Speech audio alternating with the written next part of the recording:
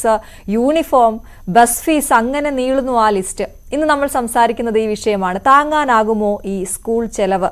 നമുക്കൊപ്പം Kodumunda government high school PTA ഭാരവാഹി M Varada, Kannur Sreekandapuram Marygiri English medium school vice principal Manoj Kuriakose, ഒപ്പം രക്ഷകർത്താവായ സൂര്യ രാജീവ് എന്നിവർ ചേരുന്നു. ഞാൻ ആദ്യം ശ്രീ M വരദയിലേക്കാണ്. വരദ, വലിയ ചെലവ് ഉണ്ട് സ്കൂൾ തുറക്കുമ്പോൾ. എല്ലാ രക്ഷകർത്താക്കൾക്കുമുള്ള ഒരു ആശങ്കയുണ്ട്. സ്കൂൾ തുറക്കാൻ പോവുകയാണ്, കുട്ടികൾ പറയുന്ന, പ്രത്യേകിച്ച് ഈ സ്കൂൾ തുറക്കുന്ന സമയത്ത് കുട്ടികൾ പറയുന്ന സാധനങ്ങളെല്ലാം വാങ്ങിക്കൊടുക്കേണ്ടി വരും. അവരുടെ ഇഷ്ടങ്ങളെല്ലാം മാക്സിമം നടത്തി കൊടുക്കാനാണ് എല്ലാ രക്ഷകർത്താക്കളും ശ്രമിക്കാറ്. എന്താണ് ഇത്തവണത്തെ ഒരു ആശങ്ക? വിലക്കയറ്റം എല്ലാ ഇടത്തും ഉണ്ട്, അതുപോലെ തന്നെ സ്കൂൾ വിപണിയിലും ഉണ്ടല്ലോ. നമുക്ക് ഒരു കുട്ടി സ്കൂൾ തുറക്കുമ്പോൾ മുതൽ അവന് ആവശ്യം അല്ലെങ്കിൽ അവൾക്ക് ആവശ്യമുള്ള ഒരു വലിയൊരു ലിസ്റ്റ് തന്നെയാണ് എല്ലാ മാതാപിതാക്കളുടെ കയ്യിൽ കിട്ടാറുള്ളത്. എല്ലാ കൊല്ലവും പോലെ തന്നെ ഇക്കൊല്ലവും ആ ഒരു ലിസ്റ്റ് എല്ലാ മാതാപിതാക്കളും കിട്ടിയിട്ടുണ്ടാവും. ഇന്നത്തെ കാലത്ത് നമുക്ക് കിട്ടുന്ന വരുമാനത്തെക്കാൾ കൂടുതൽ ചെലവായത് കാരണം തന്നെ നമുക്ക് ഈ കുട്ടികളുടെ ആവശ്യങ്ങൾ നിറവേറ്റി കൊടുക്കാൻ സാധിക്കാൻ ഒരു സാമാന്യം കഴിഞ്ഞു പോകുന്ന ഒരു കുടുംബത്തിന് വളരെയധികം ബുദ്ധിമുട്ടാണ്. കാരണം നോട്ട് ബുക്കുകളുടെ എണ്ണം, അല്ലെങ്കിൽ ഓരോ തരം കുടകൾ, ബാഗുകൾ ഇന്നത്തെ കാലത്ത് കിട്ടാവുന്നതിൽ ഏറ്റവും വലുതാണ് എല്ലാ കുട്ടികളും അന്വേഷിക്കാത്തത്. മാത്രമല്ല, നമ്മൾ ഇപ്പോൾ കൂടുതൽ പ്രൈവറ്റ് സ്കൂളുകളിൽ നോക്കുന്ന കുട്ടികളാണെങ്കിൽ അപ്പുറത്തെ വീട്ടിലെ കുട്ടി ഏത് തരം ബാഗ് ഉപയോഗിച്ചോ അതിലും ഒരു പടി കൂടുതലുള്ള ബാഗ് വേണം, എന്റെ കുട്ടിക്ക് വേണം, അല്ലെങ്കിൽ എനിക്കത് വേണം എന്ന് പറയുമ്പോൾ അത് ചെയ്തു കൊടുക്കാൻ ഒരു വിഭാഗം രക്ഷിതാക്കൾക്കൊന്നും എത്താറില്ല.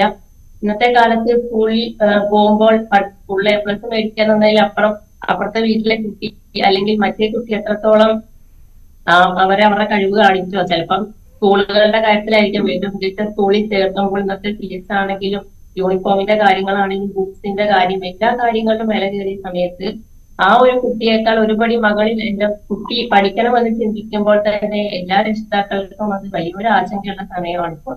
അതെ, ഇപ്പോൾ വരദ പറഞ്ഞതുപോലെ സർക്കാർ സ്കൂളിലുള്ള രക്ഷകർത്താക്കൾക്ക് ഇത്രയും ആശങ്കയുണ്ടെങ്കിൽ ഒരു പ്രൈവറ്റ് സ്കൂളിൽ കുഞ്ഞിനെ പഠിപ്പിക്കണമെങ്കിൽ എത്ര വലിയ ഫീസ് വേണം എന്നുള്ളൊരു ചിന്ത നമുക്ക് എല്ലാവർക്കും വരും. ഫീസ്, അതിന് പുറമെ ഈ പറഞ്ഞ കാര്യങ്ങളെല്ലാം അവിടെയും വേണം. ഞാൻ സൂര്യയിലേക്കാണ് വരുന്നത്. സൂര്യ, ഇപ്പോൾ ഒരു CBSE സ്കൂളിൽ അല്ലെങ്കിൽ ഒരു ICSE ഇപ്പോൾ കുട്ടിയെ പഠിപ്പിക്കണമെങ്കിൽ ഈ ഞാൻ ആദ്യം തുടക്കത്തിൽ പറഞ്ഞ എല്ലാ കാര്യങ്ങളും പ്ലസ് ഫീസും കൂടി വരികയാണ് അല്ലേ? അത്തരത്തിലൊരു വലിയ ആശങ്ക ഒരു രക്ഷകർത്താവ് എന്ന നിലയിൽ ഉണ്ടോ ഇപ്പോഴും? തീർച്ചയായും ഉണ്ട്. കാരണം വർഷം തോറും സ്കൂളില് ഫീസ് ഇപ്പോ ഫസ്റ്റ് സ്റ്റാൻഡേർഡിൽ കൊടുത്ത ഫീസ് അല്ല സെക്കൻഡ് സ്റ്റാൻഡേർഡിൽ വരുമ്പോ അത് ഓരോ വർഷവും കൂടി കൂടി വരികയാണ്. ഇപ്പൊ എന്റെ മോള് 10th ICSE പഠിക്കുന്നത്. ഇപ്പൊ പുള്ളിക്കാരിക്ക് ഇപ്പൊ 20,000 നമ്മള് ഫസ്റ്റ് ടേം അടയ്ക്കണം, ഇൻക്ലൂഡിങ് ഫസ്റ്റ് ടേം ഫീസ്. അത് കഴിഞ്ഞിട്ട് പിന്നെ ഒരു 9,000 ആണ് 3 months ഫീസ്. അപ്പൊ ഇങ്ങനെ ഫീസ് ഓരോ വർഷവും ഇങ്ങനെ കൂടി വരികയാണ്. അതിന് പുറമെയാണ് സ്കൂളിലെ ബാക്കി സ്കൂളിൽ കൊണ്ടുപോകാനുള്ള ടെക്സ്റ്റ് ബുക്സ് ആണെങ്കിലും ടെക്സ്റ്റ് ബുക്കും നോട്ട് ബുക്സും എല്ലാം ഭയങ്കര വലിയ ചെലവാണ് വരുന്നത് കുട്ടികളെ പഠിപ്പിക്കാൻ വേണ്ടിയിട്ട്. നേരെ മറിച്ച് ഗവൺമെന്റ് സ്കൂളിലെ കുട്ടികൾക്കാണെങ്കിൽ അത്രയ്ക്ക് ചെലവ് വരുന്നില്ല. നമ്മള് പ്രൈവറ്റ് സ്കൂള് പഠിപ്പിക്കുമ്പോ എന്തായാലും ചെലവ് മീറ്റ് ചെയ്തേ പറ്റൂ. അതെ, പക്ഷെ സൂര്യ, നമ്മളെപ്പോഴും ഈ പ്രൈവറ്റ് സ്കൂൾ വേഴ്സസ് സർക്കാർ സ്കൂൾ നമ്മളെപ്പോഴും ഡിസ്കസ് ചെയ്യുന്ന കാര്യമാണ്. അതിൽ വരദ ഇപ്പൊ പറഞ്ഞ ഈ ആശങ്ക, എനിക്ക് എൻ്റെ കുഞ്ഞിനെ ICSE പഠിപ്പിക്കണം, പക്ഷെ ഈ ചെലവ് എനിക്ക് താങ്ങാൻ പറ്റുന്നില്ല എന്നുള്ള ഒരു കൺസേൺ ആണ്. അതായത് സർക്കാർ സ്കൂളിലേക്ക് കുഞ്ഞിനെ വിടാൻ പറ്റില്ല, അതേസമയം എനിക്ക് അവിടെ വിടുമ്പോൾ ഇത്രയും ചെലവ് വരുന്നു എന്നുള്ളൊരു സംഭവമാണ്. എപ്പോഴെങ്കിലും തോന്നിയിട്ടുണ്ടോ സർക്കാർ സ്കൂളിൽ വിട്ടാൽ മതിയായിരുന്നു എന്ന്? വർഷം തോറും വരുന്ന ഫീസ് ചെലവ് കാണുമ്പോൾ തോന്നാറുണ്ട്. പിന്നെ സർക്കാർ സ്കൂളില് ഈ പറഞ്ഞ പോലെ ICSEയിലും CBSEയിലും സ്റ്റേറ്റിലും ഒക്കെ വിടുന്ന ഓരോ പാരന്റ്സിനും ഓരോ കൺസേൺ ഉണ്ടല്ലോ. എന്റെ മക്കൾ ഈ ഒരു സിലബസിൽ പഠിക്കണം, എന്റെ മോള് അല്ലെങ്കിൽ മോന് ഈ സിലബസിൽ പഠിക്കണം എന്നൊരു ആഗ്രഹം തോന്നില്ലേ. അപ്പൊ നമ്മള് സർക്കാർ സ്കൂളിനെ ഡിപ്പെൻഡ് ചെയ്യാൻ നമ്മൾ സ്റ്റേറ്റ് സിലബസിലേക്ക് വിടേണ്ടി വരും. അങ്ങനെ തോന്നിയിട്ടുണ്ട്. പക്ഷെ നമ്മള് നമ്മുടെ ആഗ്രഹത്തിനനുസരിച്ച് അല്ലെങ്കിൽ അവർക്ക് ICSE പഠിക്കണം എന്നുണ്ടെങ്കിൽ നമ്മൾ അങ്ങനെ നമുക്കിപ്പോ ആ സർക്കാർ സ്കൂളിലേക്ക് വിടാൻ പറ്റില്ലല്ലോ. ഉറപ്പായിട്ടും അതാണ്. ഞാൻ മനോജ് സാറിലേക്ക് പോകണം. മനോജ് സാർ, രണ്ട് രക്ഷകർത്താക്കളുടെയും ആവലാതി കേട്ടല്ലോ അല്ലേ, ആശങ്ക കേട്ടല്ലോ അല്ലേ? ഈ സ്കൂളുകാർക്ക് ഇതിൽ എന്താണ് ചെയ്യാൻ കഴിയുക എന്നുള്ളതാണ്. ഫീസ് കാര്യത്തിൽ എന്തെങ്കിലും അഡ്ജസ്റ്റ് ചെയ്യാൻ പറ്റുമോ? അല്ലെങ്കിൽ ഈ ചെലവ് കുറയ്ക്കാൻ, ഈ പുതിയ കാലത്ത് ചെലവ് കുറയ്ക്കാനൊക്കെ എന്തെങ്കിലും ശ്രമം നിങ്ങളുടെ ഭാഗത്തുനിന്ന് ഉണ്ടാവുന്നുണ്ടോ? ആദ്യമായി നമ്മൾ മനസ്സിലാക്കേണ്ട ഒരു കാര്യമുണ്ട്. ഇവിടെ പ്രൈവറ്റ് സ്കൂളിലെ അല്ലെങ്കിൽ അൺഎയ്ഡഡ് സ്കൂളിലെ വിദ്യാർത്ഥി എന്നോ ഗവൺമെന്റ് സ്കൂളിലെ വിദ്യാർത്ഥി എന്നോ എന്നൊരു വ്യത്യാസമല്ല ഉള്ളത്. ചെലവ് എല്ലാ ദിവസവും കൂടിക്കൊണ്ടിരിക്കുകയാണ്. അത് ബാഗ് ആണേലും ബുക്ക് ആണേലും കുടയാണേലും ഫീസ് ആണേലും. ഇപ്പൊ ഗവൺമെന്റ് സ്കൂളിൽ എനിക്കറിയാം 1-ാം ക്ലാസ് മുതൽ 8-ാം ക്ലാസ് വരെ യൂണിഫോം സൗജന്യമായി കൊടുക്കുന്നുണ്ട്. അതോടൊപ്പം തന്നെ ഈ പ്രൈവറ്റ് സ്കൂളിലെ കുട്ടികളിൽ അവിടെ പഠിക്കുന്ന ഭൂരിഭാഗവും സാമ്പത്തികമായി വളരെ വലിയ നിലയിൽ നിന്ന് വരുന്നവരല്ല. അത് തെറ്റിദ്ധാരണയാണ്. നമ്മൾക്കറിയാം ഈ പ്രൈവറ്റ് സ്കൂളിൽ വിടുന്ന പല പേരൻസും പ്രൈവറ്റ് സ്കൂളിലേക്ക് വിടുന്നതിന്റെ അല്ലെങ്കിൽ CBSE ICSE സ്കൂളിലേക്ക് വിടുന്നതിന്റെ പ്രധാന കാരണം എന്ന് പറയുന്നത് ചിലപ്പോൾ ആ കുട്ടികൾക്ക് വിദേശത്ത് പോയാൽ കുറച്ചുകൂടെ ബെറ്റർ ഓപ്പർച്യൂണിറ്റീസ് കിട്ടും. എല്ലാവരെയും ആവശ്യങ്ങൾ വ്യത്യസ്തമാണ്. അതുകൊണ്ടാണ് പൊതുവിദ്യാഭ്യാസവും നല്ലതാണ്, പക്ഷെ ഓരോ പേരൻസിനും അവരുടെ വ്യത്യാസമുണ്ട്. പക്ഷെ സ്കൂളുകൾക്ക് പ്രത്യേകിച്ചും ഞാനൊരു CBSE സ്കൂളിൽ വർക്ക് ചെയ്യുന്നുണ്ട്, എനിക്കറിയാം അധ്യാപകർക്ക് നല്ല സാലറി കൊടുത്താൽ മാത്രമേ നല്ല അധ്യാപകർക്ക് കിട്ടുകയുള്ളൂ. അപ്പൊ സ്വാഭാവികമായിട്ടും ഫീസിന്റെ കാര്യത്തിൽ സ്കൂളുകൾക്ക് കുറച്ച് റെസ്ട്രിക്ഷൻസ് ഉണ്ട്. പിന്നെ നമുക്ക് ചെയ്യാൻ പറ്റുന്നത് ടെക്സ്റ്റ് ബുക്കും മറ്റു കാര്യങ്ങളും എല്ലാം മാക്സിമം മിതമായി അതിന്റെ എണ്ണം കുറച്ച് NCERT ടെക്സ്റ്റ് ബുക്കുകൾ ഇപ്പോൾ ഒരു പരിധി വരെ പഴയ പോലെ പബ്ലിഷേഴ്സിനെ ഏൽപ്പിക്കുന്നില്ല. കുറച്ച് പൈസ എല്ലാം കുറഞ്ഞു വരുന്നുണ്ട് ഇപ്പോൾ. പക്ഷെ എങ്കിലും നമുക്കറിയാം, ഞാനൊരു പേരന്റും കൂടിയാണ്, നല്ല ഒരു തുക ഓരോ വർഷവും സ്കൂളിന്റെ തുടക്കത്തിൽ നമ്മൾക്ക് നൽകേണ്ടതായിട്ട് വരുന്നുണ്ട്. ഒരു പരിധി വരെ ഞാൻ കരുതുന്നത് നമ്മുടെ ഗവൺമെന്റ് കുട്ടികളിൽ യാതൊരു വിവേചനവും കാണിക്കാതെ ഈ പ്രൈവറ്റ് സ്കൂളിലെ കുട്ടികൾക്കും 1 മുതൽ 8 വരെ ഈ യൂണിഫോമും ടെക്സ്റ്റ് ബുക്കുകളും എല്ലാം കൊടുക്കാൻ സാധിക്കുകയാണെങ്കിൽ വളരെ നല്ലൊരു കാര്യമായിരിക്കും എന്നാണ് എനിക്ക് അഭിപ്രായം. അതെ, ഞാൻ ആ യൂണിഫോമിലേക്ക് വരികയായിരുന്നു. യൂണിഫോമും ഇപ്പോൾ പലയിടത്തും പല സ്കൂളുകളിലും, ഞാൻ പേരെടുത്ത് പറയുന്നില്ല, പക്ഷെ പല സ്കൂളുകളിലും സാർ നമുക്ക് നോക്കുമ്പോൾ അറിയാൻ സാധിക്കുന്നത് ഒരു തരത്തിലുള്ള യൂണിഫോം അല്ല. തിങ്കളാഴ്ച ചെക്ക് സ്കേർട്ടും ആണെങ്കിൽ ബുധനാഴ്ചയിലേക്ക് വരുമ്പോൾ അത് വൈറ്റ് ആകും, പിന്നെ വെള്ളിയാഴ്ചയിലേക്ക് വരുമ്പോൾ സ്പോർട്സ് ഡേയുടെ ഭാഗമായി ടീഷർട്ട് ആകും. അങ്ങനെ അതിനും ചെലവേറുന്നു എന്ന് രക്ഷകർത്താക്കൾ പറയാറുണ്ട്. അപ്പോൾ അതിനെക്കുറിച്ച് താങ്കൾക്ക് എന്താണ് പറയാനുള്ളത്? ശരിക്കും ഞങ്ങളുടെ സ്കൂളിൽ അതുപോലെ തന്നെ മറ്റു പല സ്കൂളുകളിലും ഈ 2-3 യൂണിഫോമിന്റെ ഒരു പതിവുണ്ടായിരുന്നു. പക്ഷെ അത് ഈ അടുത്ത കാലത്ത് 2 വർഷം മാറ്റുകയുണ്ടായി. ഇപ്പൊ സ്കൂളിൽ ഞങ്ങളുടെ സ്കൂളിൽ ആകെപ്പാടെ കുട്ടികൾക്കുള്ളത് നോർമൽ ഒരു യൂണിഫോമും പിന്നെ സാറ്റർഡേ ഉള്ള ഒരു സ്പോർട്സ് യൂണിഫോമും, ഈ 2 യൂണിഫോമാണ്. ഈ വൈറ്റ് യൂണിഫോമും അതുപോലെ തന്നെ പല യൂണിഫോമുകളും ഇപ്പൊ പൊതുവെ എല്ലായിടത്തും ഒഴിവായിക്കൊണ്ടിരിക്കുകയാണ്. അത് ഒഴിവാക്കിയത് അതുകൊണ്ട് തന്നെയാണോ സാർ? ഈ ചെലവിന്റെ കാര്യം രക്ഷകർത്താക്കളുടെ ഭാഗത്ത് നിന്ന് വന്നതുകൊണ്ട് തന്നെയാണോ? ചെലവിന്റെ കാര്യമാണ്. രക്ഷകർത്താക്കൾ എല്ലാ വർഷവും ഓരോ യൂണിഫോമിന്റെ കാര്യം പറയുമ്പോഴും PTA മീറ്റിംഗ് വിളിക്കുകയും രക്ഷകർത്താക്കളുടെ അഭിപ്രായം ചോദിക്കുകയും എല്ലാം ചെയ്തിട്ടാണ് ഇങ്ങനെയുള്ള മാറ്റങ്ങൾ വരുത്തുന്നത്. രക്ഷകർത്താക്കളുടെ ഭാഗത്തു നിന്നും സ്കൂളിന്റെ ഭാഗത്തു നിന്നും സംസാരിക്കുമ്പോൾ നമുക്കറിയാം രക്ഷകർത്താക്കളുടെ ഭാഗത്തു നിന്നുള്ള കൺസേൺസ് ഞങ്ങൾക്ക് മനസ്സിലാവും. അതോടൊപ്പം തന്നെ എങ്ങനെയെങ്കിലും ചെലവ് കുറയ്ക്കുക എന്നുള്ളത് ഓരോ അധ്യാപകന്റെയും രക്ഷകർത്താവിന്റെയും സ്കൂളിന്റെയും എല്ലാവരുടെയും ആവശ്യമാണ്. മക്കൾക്ക് മെച്ചപ്പെട്ട വിദ്യാഭ്യാസം കിട്ടുന്നു എന്ന് ഉറപ്പുവരുത്തുമ്പോൾ തന്നെ അതൊരു ഭാരമാകാണ്ടിരിക്കാൻ സ്കൂളുകളും ശ്രദ്ധിക്കണം എന്നാണ് എനിക്ക് തോന്നുന്നത്. അതെ, ഞാൻ സൂര്യയിലേക്ക് ഒരിക്കൽ കൂടി പോവുകയാണ്. സൂര്യ ഇതുപോലെ കുട്ടികളെ വിടുമ്പോൾ, സ്കൂളിലേക്ക് വിടുമ്പോൾ ഇത്തരത്തിലുള്ള കാര്യങ്ങൾ നമ്മുടെ ടീച്ചേഴ്സിനോട് അധ്യാപകരോട് കമ്മ്യൂണിക്കേറ്റ് ചെയ്യാൻ ശ്രമിക്കാറുണ്ടോ? അതോ അവർ പറയുന്ന കാര്യങ്ങൾ അതേപടി അനുസരിക്കുക, അല്ലെങ്കിൽ അത് അവർക്ക് അങ്ങനെ പറ്റൂ എന്ന് മനസ്സിലാക്കിക്കൊണ്ട് അങ്ങനെ തന്നെ മുന്നോട്ട് പോവുകയാണോ ചെയ്യുന്നത്? അതുപോലെ ഇത്തരത്തിലുള്ള ആർഗ്യുമെന്റ്സ് നിങ്ങൾ തമ്മിൽ ഉണ്ടാകാറുണ്ടോ? അത് എന്തെങ്കിലുമൊക്കെ നടന്നിട്ടുണ്ടോ? ഇപ്പം ഈ കണ്ണൂർ ശ്രീകണ്ഠപുരം മേരിഗിരി ഇംഗ്ലീഷ് മീഡിയം സ്കൂളിന്റെ കാര്യമാണ് സാറ് പറഞ്ഞത്. അത് അഭിനന്ദനീയമാണ്. കാരണം അങ്ങനെ മാറ്റിയിട്ടുണ്ടെങ്കിൽ, അവർ 3 യൂണിഫോം ഉണ്ടായിരുന്നിടത്ത് മാറ്റി അത് 1-ലേക്കോ 2-ലേക്കോ മാറിയിട്ടുണ്ടെങ്കിൽ അത് അവരെ അതിന് അപ്രീഷിയേറ്റ് ചെയ്യേണ്ടതാണ്. അത് ഞാൻ ചെയ്യുകയും ചെയ്യുന്നു. സൂര്യ, ഇതിനെക്കുറിച്ച് പറയൂ. ഇതിനെക്കുറിച്ച് സംസാരിക്കാറുണ്ടോ, ഈ ചെലവ് ചുരുക്കലിനെ കുറിച്ച്? ഞങ്ങള് ശരിക്കും ടീച്ചേഴ്സുമായിട്ട് സംസാരിക്കാറുണ്ട്. പക്ഷെ യൂണിഫോമിന്റെ കാര്യങ്ങളല്ല, അല്ലാണ്ടുള്ള കാര്യങ്ങൾ നമ്മൾ ചർച്ച ചെയ്യാറുണ്ട്. ടീച്ചേഴ്സും പാരന്റ്സ് മീറ്റിംഗിൽ നമ്മൾ ചർച്ച ചെയ്യാറുണ്ട് അവരുടെ സ്കൂളില്. പക്ഷെ ഇവരുടെ സ്കൂളില് ഒരു വെനസ്ഡേ ഒരു യൂണിഫോം, ഒരു റെഡ് യൂണിഫോം ഉണ്ട്. അത് സ്പോർട്സിനെന്ന് പറഞ്ഞിട്ടാണ് ചെയ്യുന്നത്, വൈറ്റ് യൂണിഫോം. അപ്പം അത് വേണമെങ്കിൽ ഒഴിവാക്കാം. പക്ഷെ ആ ദിവസങ്ങളിൽ സ്പോർട്സ് തന്നെ ഉണ്ടാവണമെന്നൊന്നും ഇല്ല. പക്ഷെ അത് വേണമെങ്കിൽ ഒഴിവാക്കാം ഒരു വെനസ്ഡേ. പിന്നെ നമ്മൾ വിചാരിക്കും ഒരു ദിവസം ഒരു ബ്രേക്ക്, വൈറ്റ് ഡ്രസ് ഇടുന്നതിന് ഒരു ബ്രേക്ക് കിട്ടുമല്ലോ, ആ ഒരു റെഡ്, അങ്ങനെ ഒരു അത് മാത്രമേ ഉള്ളൂ. അല്ലാണ്ട് ഞങ്ങള് സ്കൂളിലെ ടീച്ചേഴ്സുമായിട്ട് പല കാര്യങ്ങളും ചർച്ച ചെയ്യാറുണ്ട്. പാരന്റ്സിന്റെയും എല്ലാം പാരന്റ്സുമായിട്ട് ചർച്ച ചെയ്ത് തന്നെയാണ് അവരുടെ സ്കൂളിലും കാര്യങ്ങൾ മുന്നോട്ട് പോകുന്നത്. ഓക്കെ, വരദ PTA ഭാരവാഹി കൂടിയാണ്, അപ്പോൾ അതിന്റെ ഒരു ഉത്തരവാദിത്വം കൂടി കാണുമല്ലോ. ഇത്തരത്തിൽ ഈ വേവലാതികൾ മറ്റ് രക്ഷകർത്താക്കൾ, താങ്കൾക്കൊപ്പമുള്ള രക്ഷകർത്താക്കൾ പറയുമ്പോൾ അത് ഏത് രീതിയിൽ എടുക്കുകയാണ് ചെയ്യുന്നത്? പ്രത്യേകിച്ച് സർക്കാരുമായി ബന്ധപ്പെട്ട് നിൽക്കുന്ന ഒരു ഇൻസ്റ്റിറ്റ്യൂഷനാണ്, അപ്പോൾ അതിന് ഒരുപാട് പരിമിതികൾ ഉണ്ടാകും. എങ്കിലും മെച്ചപ്പെട്ട രീതിയിൽ മറ്റ് സ്കൂളുകളെ പോലെ, ഈ നമ്മുടെ സ്വകാര്യ സ്കൂളുകൾ എന്ന് പറയുമ്പോഴും അവർ സർക്കാർ സ്കൂളുകളിൽ കിട്ടാത്ത പല കാര്യങ്ങളും അവർക്ക് അവിടെ കിട്ടുന്നതുകൊണ്ടായിരിക്കണമല്ലോ ഈ സ്വകാര്യ സ്കൂളുകൾ തിരക്കി രക്ഷിതാക്കൾ അങ്ങോട്ടേക്ക് പോകുന്നത്. അപ്പോൾ എന്താണ് അവരുമായി കമ്പയർ ചെയ്ത് നടത്തുന്നത്? ഈ സ്കൂളുകളെ മെച്ചപ്പെട്ട നിലവാരത്തിലേക്ക് ഉയർത്താനൊക്കെയുള്ള നിങ്ങളുടെ പരിപാടികളൊക്കെ എങ്ങനെ നടക്കുന്നു?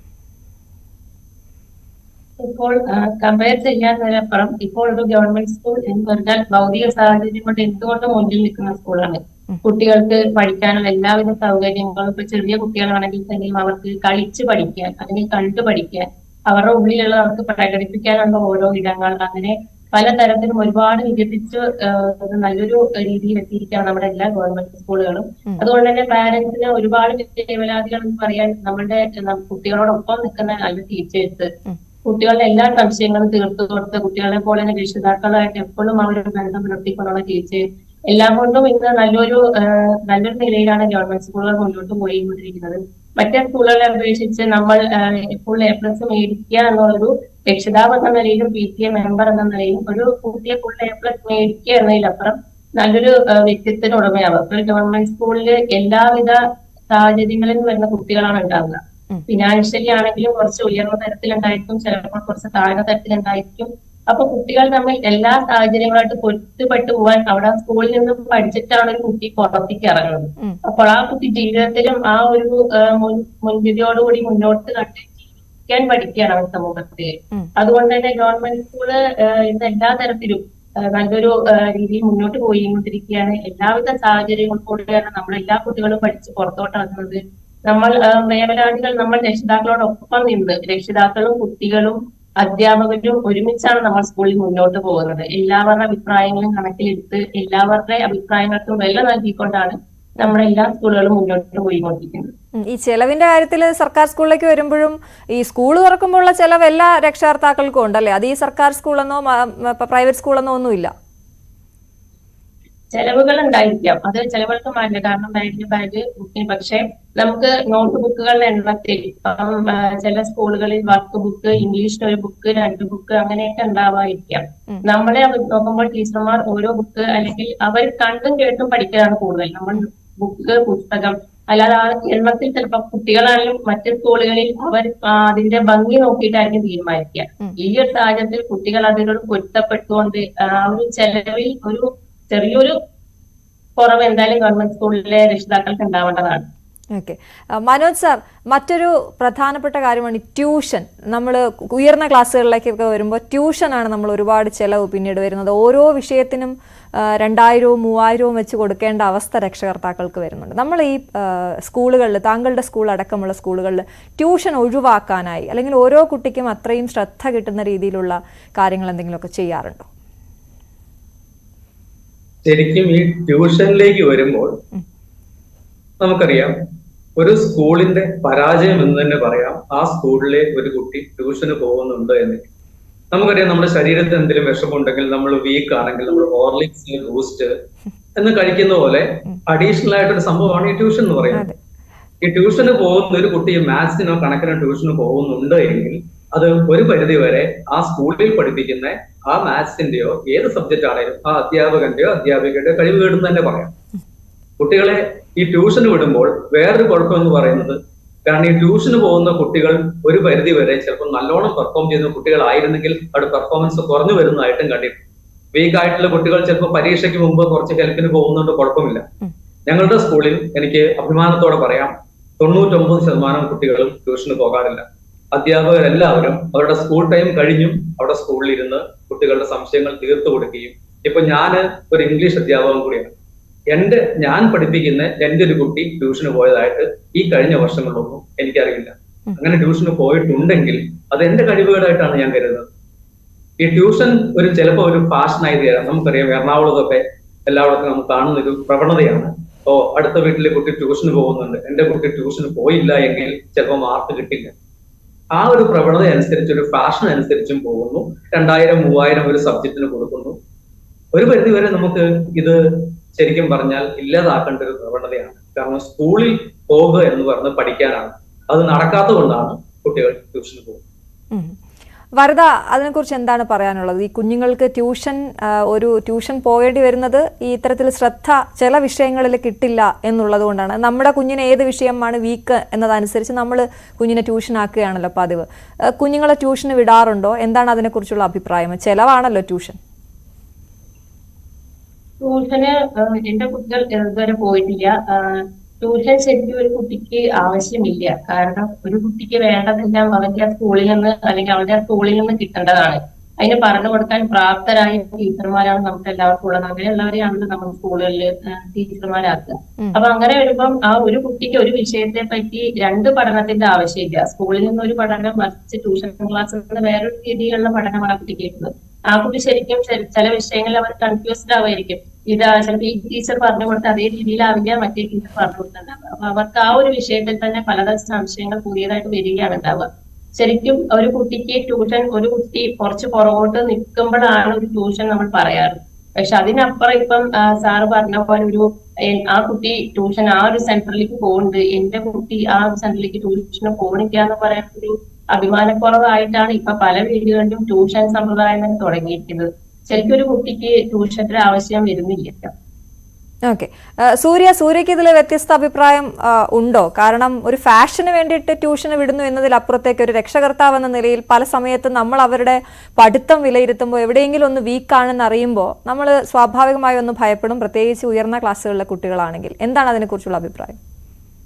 അതെ, ഞാനൊരു ഫാഷനായിട്ടല്ല ട്യൂഷന് വിടുന്നത്. എന്റെ മോൾക്ക് 1-2 സബ്ജക്ട്സ് വീക്കാണ്. കാരണം ഒരു ക്ലാസ്സിൽ 43-44 കുട്ടികളുണ്ടാവും. അപ്പം എല്ലാരും ടീച്ചേഴ്സിനും ഒരുപോലെ കണ്ട് എത്തിക്കാൻ ഈ 3/4 മണിക്കൂർ കൊണ്ട് പറ്റുമെന്ന് എനിക്ക് തോന്നുന്നില്ല. പിന്നെ സ്കൂൾ ടൈമിംഗ് ഇവർക്ക് 5 മണി വരെ ക്ലാസ് ഉണ്ട്. അപ്പൊ അതിനുശേഷം ഒരു എക്സ്ട്രാ ക്ലാസ്, വീക്കായ കുട്ടികൾക്ക് ടീച്ചേഴ്സ് എക്സ്ട്രാ ക്ലാസ് കൊടുക്കുന്നുണ്ട്. അത് കൂടാതെ ഇപ്പൊ വലിയ ക്ലാസ്സിൽ ഒക്കെ പോകുമ്പോ ഇപ്പം എനിക്ക് മാത്സ് അത്ര പറഞ്ഞു കൊടുക്കാൻ പറ്റുന്നതല്ല. അപ്പൊ മോൾക്ക് ഒരു എക്സ്ട്രാ ട്യൂഷൻ കൊടുത്ത് തന്നെയാണ് ഞാൻ പഠിപ്പിക്കുന്നത്. കാരണം അവളുടെ പറഞ്ഞോളൂ സൂര്യ. അതൊരു ഫാഷനായിട്ടൊന്നും ഞാൻ കരുതിയിട്ടല്ല, എക്സ്ട്രാ ചെലവ് തന്നെയാണ്. പക്ഷെ കുട്ടിക്ക് ആ വീക്ക് പോയിന്റ് നോക്കിയാണ് ഞാൻ ക്ലാസ് കൊടുക്കുന്നത്, അല്ലാണ്ട് ഒരിക്കലും ഒരു ഫാഷനായിട്ട് കരുതിയിട്ടല്ല. എല്ലാ കുട്ടികളും ഒരേ ഐക്യൂലുള്ള കുട്ടികളായിരിക്കില്ലല്ലോ, ഓരോരുത്തർക്കും ഓരോ ഐക്യു ആയിരിക്കുമല്ലോ. അപ്പൊ അതുകൊണ്ട് അത് നോക്കിയിട്ടാണ് ട്യൂഷന് വിടുന്നത്. സൂര്യ, ചെലവിന്റെ കാര്യം പറയുമ്പോൾ മറ്റൊരു കാര്യം കൂടി ചോദിക്കാനുള്ളത്, ഈ പ്രത്യേകിച്ച് സ്വകാര്യ സ്കൂളിൽ പഠിപ്പിക്കുമ്പോൾ, നമുക്ക് സർക്കാർ സ്കൂളിൽ പഠിപ്പിക്കുമ്പോൾ അത് വരാത്തത് കൊണ്ടാണ് ഞാൻ ചോദിക്കുന്നത്. പല കാര്യങ്ങളിൽ വീണ്ടും, അതായത് ഈ അധ്യയന വർഷത്തിന്റെ തുടക്കത്തിലുള്ള ഫീസിനപ്പുറത്തേക്ക് പല കാര്യങ്ങളിലും നമുക്ക് വീണ്ടും അവർക്ക് ഫണ്ട് കൊടുക്കേണ്ടതായിട്ട് അല്ലെങ്കിൽ കുറച്ച് കാശ് കൊടുക്കേണ്ടതായിട്ട് വരും. പ്രത്യേകിച്ച് ആഘോഷ പരിപാടികൾ, അതുപോലെ തന്നെ എന്തെങ്കിലുമൊക്കെ സ്കൂളിൻ്റെതായിട്ടുള്ള പ്രവർത്തനങ്ങൾ, എന്തെങ്കിലുമൊക്കെ പുതിയ നിർമ്മിതി, അതിനൊക്കെ ആയിട്ട് നമ്മൾ പഠിക്കുന്ന കുട്ടികളുടെ കയ്യിൽ നിന്ന് ഫീസ് പിരിക്കുന്ന അല്ലെങ്കിൽ ആ പൈസ പിരിക്കുന്ന ഒരു ശീലം നമ്മുടെ പ്രൈവറ്റ് സ്കൂളുകൾക്കുണ്ട്. അങ്ങനെ അതിനെക്കുറിച്ച് എന്താണ് അഭിപ്രായം? അങ്ങനെ ഉണ്ടോ? അങ്ങനെ എപ്പോഴും ഇല്ല, വല്ലപ്പോഴും ഒക്കെ കാണാറുണ്ട്. അങ്ങനെ എല്ലാ വർഷവും കണ്ടിന്യൂസ് അങ്ങനൊന്നും ഇല്ല, ചില വർഷങ്ങളിൽ കാണാറുണ്ട്. അങ്ങനെ എന്റെ മോളുടെ സ്കൂളിൽ അങ്ങനെ പിരിക്കുന്നതായിട്ട് എന്റെ ശ്രദ്ധയിൽപ്പെട്ടിട്ടില്ല. എന്തെങ്കിലും പ്രോഗ്രാംസിന്, അവരുടെ സ്കൂളിൽ നിന്നുള്ള പ്രോഗ്രാമിനൊക്കെ, അല്ലാണ്ടുള്ള വേറെ ഫണ്ടൊന്നും അങ്ങനെ എനിക്ക് കൊടുക്കേണ്ടി വന്നിട്ടില്ല. ഓക്കെ, മനോജ് സാർ, ഞാൻ ഈ ചോദ്യം ചോദിച്ചത് വെറുതെ ഒരു ശൂന്യതയിൽ നിന്ന് ചോദിച്ചതല്ല. നമ്മുടെ കൂടെ നമ്മുടെ സഹപ്രവർത്തകർ, നമ്മുടെ സുഹൃത്തുക്കളിൽ നിന്നൊക്കെ കിട്ടുന്ന ഡാറ്റ വെച്ചിട്ടാണ് ഞാൻ ചോദിക്കുന്നത്. ചെറിയ ക്ലാസ്സിലെ കുട്ടികളുടെ അടുത്ത് ഓരോ ഡേ, ഓറഞ്ച് ഡേയുടെ അന്ന് ഓറഞ്ച് കളറിലുള്ള ഡ്രസ്സ് ഇട്ട് വരണം, ഓറഞ്ച് കളറിലുള്ള ഫുഡ് കൊണ്ടുവരണം, ഓറഞ്ചുമായിട്ട് ബന്ധപ്പെട്ട പല പല കാര്യങ്ങൾ. അങ്ങനെ വളരെ ചെറിയ ക്ലാസ്സുകളിലെ കുഞ്ഞുങ്ങൾക്ക് പോലും അത്തരത്തിലുള്ള ചിലവ്, അത് രക്ഷകർത്താവിനെ സംബന്ധിച്ച് അത് ചിലവ് തന്നെയാണ്. അപ്പൊ അത്തരം പ്രവണതകൾ അത് ഒഴിവാക്കേണ്ടത് തന്നെയല്ലേ? ശരിക്കും അങ്ങനെ ഒരു സംഭവം എന്റെ ശ്രദ്ധയിൽപ്പെട്ടിട്ടില്ല. ഞങ്ങളുടെ സ്കൂളിൽ അങ്ങനെ ഒരു ഓരോ ദിവസവും കളർ വെച്ചിട്ട് ഡ്രസ്സ് ഇടുന്ന ഒരു സ്വഭാവം ഏതായാലും ഇതുവരെ കണ്ടില്ലേ. സ്പെഷ്യൽ ഡേയ്സ് ആണ്, സ്പെഷ്യൽ ഡേയ്സ് ആഘോഷിക്കുക എന്നുള്ളതാണ്. എനിക്ക് തോന്നുന്നത് ഈ ഫോറിൻ കൺട്രീസിലൊക്കെ ഈ ഹാലോവീൻ പോലെയുള്ള സാധനങ്ങളൊക്കെ ആഘോഷിക്കില്ലേ, അതുപോലെ ചില സ്പെഷ്യൽ ഡേയ്സ് നമ്മുടെ കൾച്ചറിലോട്ടും വരുന്നുണ്ട് എന്നുള്ളത് പലയിടത്തുനിന്ന് ഇങ്ങനെ കേട്ടിട്ടും കണ്ടിട്ടുണ്ട്. അതുകൊണ്ട് ഞാൻ ചോദിക്കുകയാണ്. ഓക്കെ, ഉദാഹരണം ആഘോഷ ദിവസങ്ങളിൽ, ഓണത്തിന്, ക്രിസ്മസിന്, അങ്ങനെയുള്ള സമയങ്ങളിൽ, വിഷുവിന് ചിലപ്പോൾ പേരൻസ് തന്നെയാണ് മുൻകൈ എടുക്കുന്നത്. ഞങ്ങളുടെ കുട്ടികൾ, ഞങ്ങൾ പേരന്റ് ടീച്ചേഴ്സ് മീറ്റിംഗ് വിളിക്കുമ്പോൾ പേരൻസ് പറയും ഇങ്ങനെയുള്ള കളർ ഇട്ട് വരാം, ഓണത്തിനാണ് കുട്ടികൾ സെറ്റ് സാരി ഉടുത്തോ അല്ലെങ്കിൽ ആ ഓണത്തിന്റെ ട്രഡീഷണൽ ഡ്രസ് ഇട്ട് വരാം എന്ന് പേരൻസ് ആണ് മുൻകൈ എടുക്കുന്നത്. സ്കൂൾ ഒരിക്കലും ഇങ്ങനെ ഒരു ഡ്രസ് ഇട്ട് വരണം എന്ന് ഒരിക്കലും തീർത്ത് പറയാറില്ല. അപ്പോൾ നമ്മൾ എന്തായാലും ആവശ്യം അവിടെ വിട്ടു. പക്ഷെ അങ്ങനെയുള്ള സ്കൂളുകൾ ഉണ്ട് എന്നുള്ളത് ഞാൻ ഒരിക്കൽ കൂടി ഒന്ന് ശ്രദ്ധയിൽപ്പെടുത്തുകയാണ്. ഞാൻ വരദയിലേക്ക് പോവുകയാണ്. വരദ, എപ്പോഴും സർക്കാർ സ്കൂളിനെ സംബന്ധിച്ചിടത്തോളം നമ്മൾ ചെലവ് കുറവാണ്. അവിടെ കുട്ടികളെ പഠിപ്പിക്കാൻ, കുട്ടികൾക്ക് എൻജോയ് ചെയ്ത് പഠിക്കാൻ പറ്റും. നേരത്തെ പറഞ്ഞ പോലെ ഒരുപാട് ഇപ്പം മുന്നോട്ട് വന്നിട്ടുണ്ട് സർക്കാർ സ്കൂളുകൾ എന്ന് പറയുമ്പോഴും ലാംഗ്വേജ് എന്ന് പറയുന്ന ഒരു വലിയ ഒരു ഘടകം അവിടെയുണ്ട്. പലരും പറയുന്നത് ഇംഗ്ലീഷ് സംസാരിക്കാൻ സർക്കാർ സ്കൂളിലെ കുട്ടികൾക്ക് സാധിക്കുന്നില്ല, ഇംഗ്ലീഷിന് വലിയ പ്രയോറിറ്റി കൊടുക്കുന്നില്ല. ലാംഗ്വേജ് മലയാളം നന്നായി സംസാരിക്കും, പക്ഷേ സർക്കാർ സ്കൂളിൽ പഠിക്കുന്ന കുട്ടിക്ക് ഇംഗ്ലീഷ് കമ്മ്യൂണിക്കേഷൻ വളരെ പിന്നോട്ടാണ് എന്നൊക്കെ പറയുന്നുണ്ട്. അങ്ങനെയുള്ളവർക്ക് സ്പോക്കൺ ഇംഗ്ലീഷ് ക്ലാസ്സിന് വിടുക, അങ്ങനെയൊക്കെ രക്ഷിതാക്കൾ നമ്മൾ കണ്ടിട്ടുണ്ട്. അത്തരത്തിൽ രക്ഷിതാക്കൾ കുട്ടികളെ കൂടുതൽ ഇംഗ്ലീഷ് പഠിക്കാനുള്ള കാര്യങ്ങൾ നോക്കുന്നത് കണ്ടിട്ടുണ്ട്. താങ്കൾക്ക് എന്താണ് തോന്നുന്നത്? ഒരു PTA ഭാരവാഹി എന്ന നിലയിൽ താങ്കളുടെ സ്കൂളിൽ ഇത്തരത്തിലുള്ള കാര്യങ്ങൾ, ആശങ്കകളൊക്കെ രക്ഷിതാക്കൾ പങ്കുവെക്കാറുണ്ടോ ഈ PTA യോഗത്തിലൊക്കെ? പൊതുവെ പറഞ്ഞു കേൾക്കുന്ന ഒരു രീതിയാണ് ഗവൺമെന്റ് സ്കൂളുകളിൽ ഇംഗ്ലീഷ് കുട്ടികൾക്ക് ബേസ് കിട്ടുന്നില്ല, അല്ലെങ്കിൽ ഇംഗ്ലീഷ് സംസാരിക്കാൻ കഴിയുന്നില്ല. അതുകൊണ്ടാണ് ഞങ്ങൾ കൂടുതലും സ്വകാര്യ സ്കൂളുകളെ ആശ്രയിക്കുന്നതെന്നൊക്കെ പറഞ്ഞു കേൾക്കാറുണ്ട് നമ്മൾ പൊതുവെ. പക്ഷേ ഗവൺമെന്റ് സ്കൂളുകളിൽ ഇംഗ്ലീഷ് പുറകോട്ട് എന്നുള്ളൊരു രീതിയില്ല. നമ്മൾ എല്ലാ സബ്ജക്റ്റും പഠിപ്പിക്കുന്ന പോലെ ഇംഗ്ലീഷും നല്ല രീതിയിൽ പഠിപ്പിക്കുന്നുണ്ട്. അല്ലെങ്കിൽ ഇംഗ്ലീഷിലൊന്നും കുറച്ച് പുറകോട്ടുള്ള കുട്ടികളാണെങ്കിൽ തന്നെയും അവർക്ക് സ്പെഷ്യൽ കോച്ചിങ്ങുകൾ കൊടുക്കുന്നു. അങ്ങനെയൊക്കെയാണ് ഞാൻ സ്കൂളിൽ കണ്ടിരിക്കുന്നത്. പിന്നെ നമ്മൾ മലയാളം പഠിച്ചെടുക്കുന്നുണ്ടോ, ഹിന്ദി പഠിച്ചെടുക്കുന്നുണ്ടോ, അതോ മാത്സ് പഠിച്ചെടുക്കുന്നുണ്ടോ, അതുപോലെ തന്നെ ഒരു സബ്ജക്റ്റാണ് ഇംഗ്ലീഷ് എന്ന് പറയുന്നത്. ഇംഗ്ലീഷ് നമ്മളിപ്പം മലയാളം പഠിച്ചെടുക്കാൻ കഴിവുള്ള ഒരു കുട്ടിക്ക്, അല്ലെങ്കിൽ വേറെ നമ്മൾ ഫിസിക്സോ കെമിസ്ട്രി അതൊക്കെ ഒരു സബ്ജക്റ്റുകളാണ്. അപ്പൊ ഹിന്ദി പഠിച്ചെടുക്കാൻ കഴിവുള്ള ഒരു കുട്ടിക്ക് ഇംഗ്ലീഷ് സ്വാഭാവികമായിട്ട് പഠിച്ചെടുക്കാനുള്ള കഴിവുണ്ടായിരിക്കും. അതിന് സ്പെഷ്യൽ കോച്ചിങ് കൊടുത്താൽ തന്നെ ആ കുട്ടി സ്വാഭാവികമായിട്ടും ഇംഗ്ലീഷിൽ മുൻപന്തിയിൽ വരിക തന്നെ ചെയ്യും. അതിന് ഗവൺമെന്റ് സ്കൂളുകളിൽ ഇംഗ്ലീഷ് പുറകോട്ടാണ് എന്നുള്ളതിനോട് എനിക്ക് തീരെ താല്പര്യം പറയുന്നതിനോട് എനിക്കൊരു യോജിപ്പില്ല. കാരണം ഒരു കുട്ടി പഠിച്ചെടുക്കുകയാണ് എന്തും, മലയാളം ആണെങ്കിൽ തന്നെ നമ്മൾ ഓരോന്നും അതിൽ നമ്മൾ ഭാവിയിൽ ഓരോ സ്റ്റെപ്പ് കഴിയുമ്പോൾ നമ്മൾ പഠിച്ചെടുക്കുകയാണ്. അത് എടുക്കുമ്പോൾ അതുപോലെ ഇംഗ്ലീഷ് സ്വാഭാവികമായിട്ട് നമ്മൾ പഠിച്ചെടുക്കുകയും അത് മുന്നോട്ട് വികസിപ്പിച്ചെടുക്കുകയും ചെയ്യേണ്ടതാണ്. അതിന് നമ്മൾ സ്കൂളുകൾ, ഗവൺമെന്റ് സ്കൂളുകൾ എന്തിനും സഹായകരം തന്നെയാണ് എപ്പോഴും. ഓക്കെ, മനോജ് സാറിനോട് ഞാൻ ആ സെയിം ക്വസ്റ്റ്യൻ ചോദിക്കുന്നു മറ്റൊരു രീതിയിൽ. നിങ്ങൾ ഇത്തരത്തിൽ നമ്മൾ എപ്പോഴും കേൾക്കുന്ന കാര്യമാണ്, സർക്കാർ സ്കൂളുകളിലേക്ക് കുഞ്ഞുങ്ങളെ വിട്ട് കഴിയുമ്പോൾ ഒരു പ്രശ്നവുമില്ല, അവിടുത്തെ പഠിത്തവും പഠിപ്പീരും എല്ലാം നല്ലതാണ്, പക്ഷേ ഈ ലാംഗ്വേജ് പ്രോബ്ലം വരുന്നു കുഞ്ഞുങ്ങൾക്ക് എന്നുള്ളത്. അതേസമയം നമ്മൾ സ്വകാര്യ സ്കൂളുകൾ എടുത്തു കഴിഞ്ഞാൽ ചില സ്കൂളുകളിൽ ഫൈനുണ്ട് മലയാളത്തിൽ സംസാരിച്ചാൽ. അത് ഇപ്പോഴും എത്രത്തോളം സ്കൂളുകൾ ഉണ്ടെന്ന് എനിക്കറിയില്ല, അത് കേട്ടിട്ടുണ്ട്, അങ്ങനെ ഉണ്ട് എന്ന് കേട്ടിട്ടുണ്ട്. അപ്പോൾ എന്താണ് താങ്കൾക്ക് ഇതിനെക്കുറിച്ച് പറയാനുള്ളത്? എന്തുകൊണ്ട് സ്വകാര്യ സ്കൂളുകളിൽ കുട്ടികൾ പഠിക്കണം? ഇംഗ്ലീഷ് പ്രാവീണ്യം ഒരു പരിധി വരെ എന്ത് പറഞ്ഞാലും സ്വകാര്യ സ്കൂളുകളാണ് മുമ്പിൽ. മലയാളം പഠിപ്പിക്കുന്ന അല്ലെങ്കിൽ സ്റ്റേറ്റ് സ്കൂളുകളിൽ ഇംഗ്ലീഷിന്റെ പ്രാവീണ്യം ഇല്ലാത്തവരില്ല എന്നല്ല പറയുന്നത്, പക്ഷെ എണ്ണം കുറവാണ്. ഈ CBSE, ICSE പോലായ അൺഎയ്ഡഡ് സ്കൂളുകളിൽ പഠിക്കുമ്പോൾ അവിടുത്തെ കുട്ടികൾ 12ാം ക്ലാസ് കഴിഞ്ഞിറങ്ങുമ്പോൾ ഒരു പരിധി വരെ അവിടെ കമ്മ്യൂണിക്കേഷൻ സ്കില്ല് ഇംഗ്ലീഷിൽ അത് വളരെയധികം ബാക്കിയുള്ളവരെ കഴിഞ്ഞും ബെറ്റർ ആയിരിക്കും എന്ന് കരുതി അവരുടെ IQ ബെറ്റർ ആണെന്നോ തൊഴിൽ സാധ്യതകൾ അധികം കൂടുന്നോ എന്നല്ല അർത്ഥം. പക്ഷെ അവർക്ക് പുറത്തേക്ക് പോകുമ്പോൾ ബെറ്റർ ഓപ്പർച്യൂണിറ്റീസ് കിട്ടുന്നു.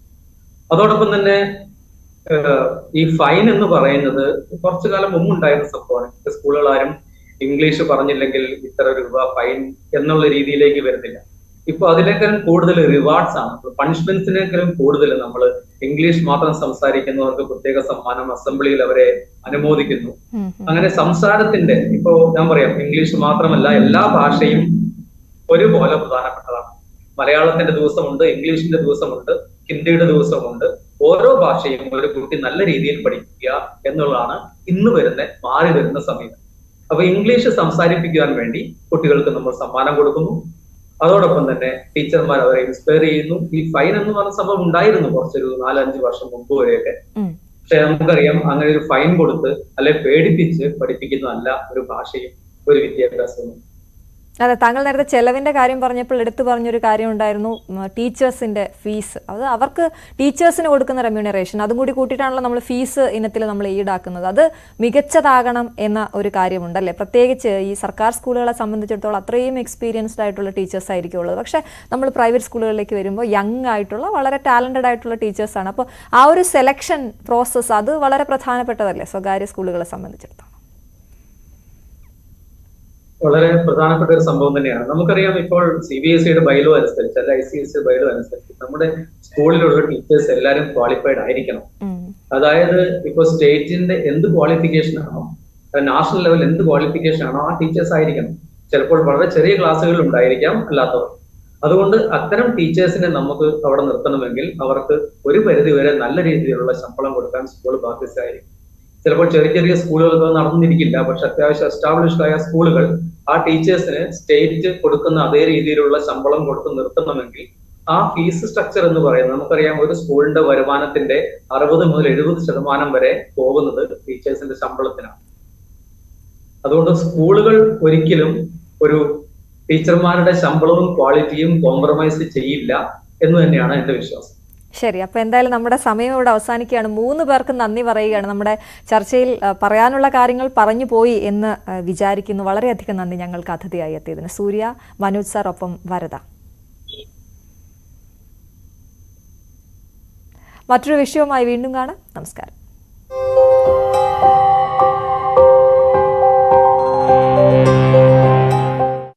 അമൃത് വേണി ഹെയർ